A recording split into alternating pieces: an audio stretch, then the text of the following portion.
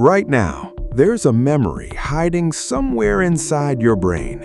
You haven't thought about it in months, maybe years. But if it suddenly appears tonight, your entire body will react. Your stomach will tighten, your face will cringe, your heart will sink, as if the moment just happened. And that's strange, because the memory is old, but the embarrassment isn't. You can forget what you ate 3 days ago.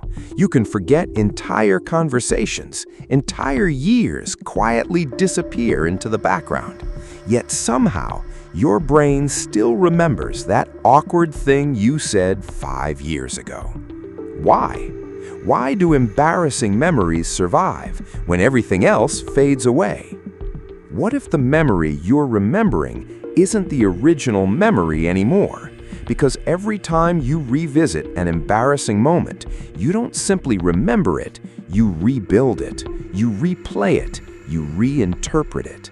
The event becomes blurry, but the emotion remains sharp. And that's where this story begins. Not with memory, but with belonging. For most of human history, survival depended on other people. Being accepted wasn't a luxury, it was protection, connection, safety. So the human brain became incredibly sensitive to anything that threatened social acceptance, and embarrassment became one of its strongest alarms. When something embarrassing happens, your brain doesn't hear, "That was awkward."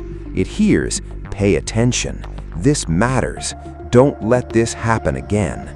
That's why a 10-second mistake can survive for years. But the embarrassment itself isn't always what keeps the memory alive. It's uncertainty. Think about the memories that still bother you. Most of them have an unanswered question attached to them. Did they think I was stupid? Did I look weird? Did they judge me? Did they remember?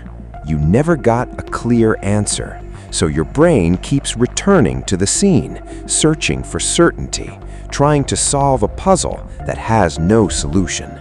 And because the answer never arrives, the memory never fully closes. But then something even stranger happens. Over time, your brain starts exaggerating your role in the story. Not because you're self-centered, because you're human. You experience life from one perspective, your own. So every mistake feels larger than it actually was. Meanwhile, everyone else is busy replaying their own mistakes. Someone else is lying awake thinking about an awkward conversation you'll never remember. Someone else is cringing over a mistake nobody noticed. Someone else is trapped inside their own mental spotlight. And that's the irony. We spend years believing everyone is watching us, while everyone else is busy watching themselves. But even this doesn't explain why some memories refuse to disappear. Because certain memories aren't attached to fear, they're attached to identity. Every embarrassing memory contains a hidden conflict, a collision between who you wanted to be and who you appeared to be in that moment. Maybe you wanted to seem confident, but you looked nervous. Maybe you wanted to sound intelligent, but you stumbled over your words. Maybe you wanted acceptance, but you felt exposed.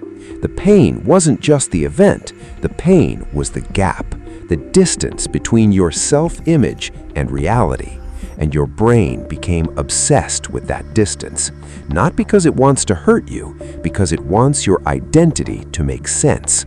So it keeps reopening the memory again and again, looking for an explanation, looking for control, looking for a different ending. But there is no different ending, only the one that happened.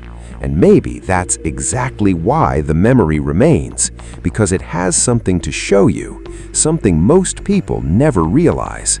The people who cringe the most at old memories are often the people who changed the most.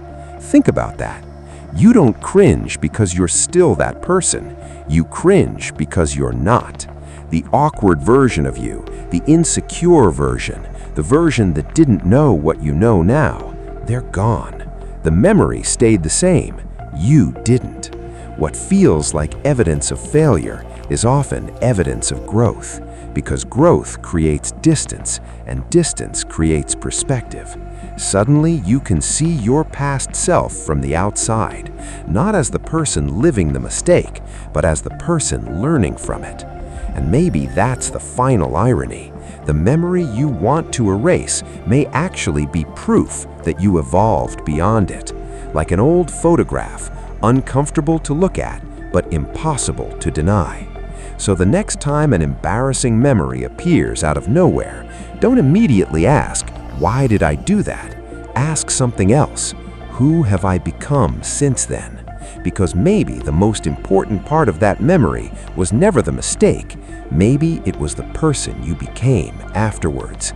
And maybe that's why your brain never truly let it go.